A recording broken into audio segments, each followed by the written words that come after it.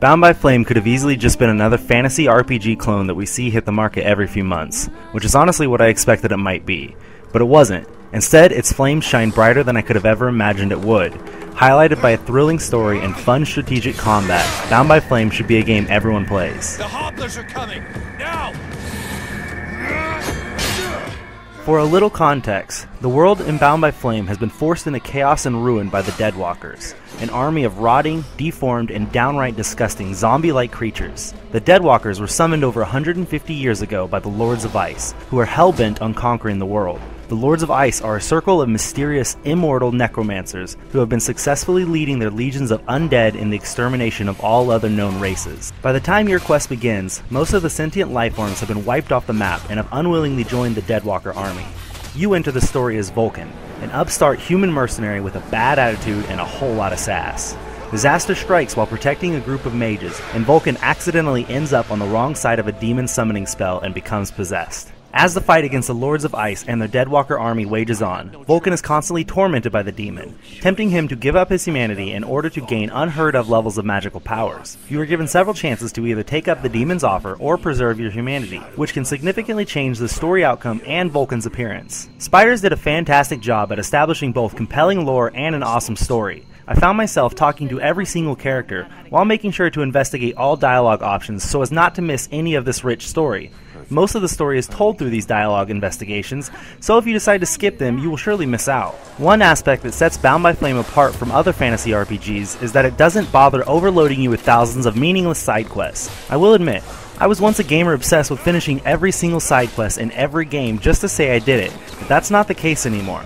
I simply do not have the time or patience to spend hundreds of hours completing fetch quests or other throwaway chores for characters you will never speak to again. I was able to complete both the main questline and the majority of side quests available in just over 25 hours. Even if you take your time and dive even deeper into the story than I did, you will still only clock in about 30 to 35 hours. This is the perfect length for a great fantasy RPG, and I commend Spiders for getting it right.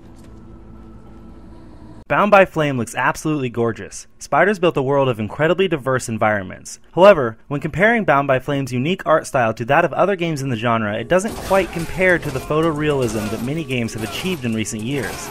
That being said, it doesn't take away anything from the game, as Spiders created an awesome visual style of their own. The voice acting was far better than I had expected. The entire cast of characters were great, which made each interaction that much more enjoyable, but sometimes you'll be taken out of the experience because the lip syncing is basically non-existent. This can be annoying if you're paying close attention to the character's mouth, but honestly it's not that big of a deal when very few studios actually get this right. The most common question I've seen asked about Bound by Flame has been, what is the combat system like? Well, good news, it's fun. However, it can be a little difficult and will require strategy to get through most fights. This is not a game where you can run into a large group of enemies and just hack and slash your way to victory with no second thought.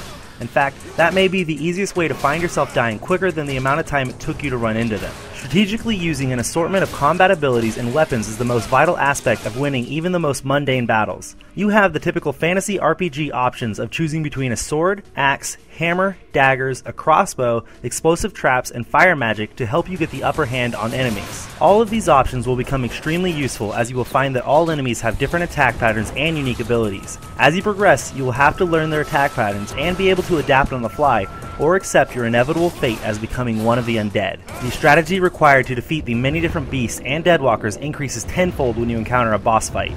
Spiders did a great job when designing their terrifying set of bosses. Not only are each of them horrifyingly creepy looking, but they all also have their own completely new combat styles as well. If you are anything like me, you will find yourself dying several times on every boss encounter until you can finally develop a well-oiled strategy. Armor and weapon customization will often determine whether you live or die in any given skirmish before it even happens. Bound by Flame has an incredibly deep loot system, which lets you use just about any item you find to upgrade your equipment. These upgrades will not only add statistic boosts like attack power or physical resistance, but they also completely change the way that specific piece of equipment looks. Aside from the huge variety of cosmetic differences in weapons and armor, you will want to pay close attention to each statistic you are upgrading, because some will prove to be the best weapon against certain enemies, while others will be your Achilles heel. Bound by Flame is a breath of fresh air in an otherwise crowded genre. Spiders has achieved what many developers fail to ever do by creating a beautiful world with an incredibly deep and interesting history, while also including a rock-solid combat system. I was very happy to see that I didn't have to be bothered by all of the silly distractions that are in most AAA RPGs on the market today. Hopefully this is a step forward in getting rid of fetch quests just for the sake of making a game longer. Bound by Flame was everything I wanted it to be and then some. For the full written review and more on Bound by Flame and all of the video game news, make sure to check out middleofnowheregaming.com.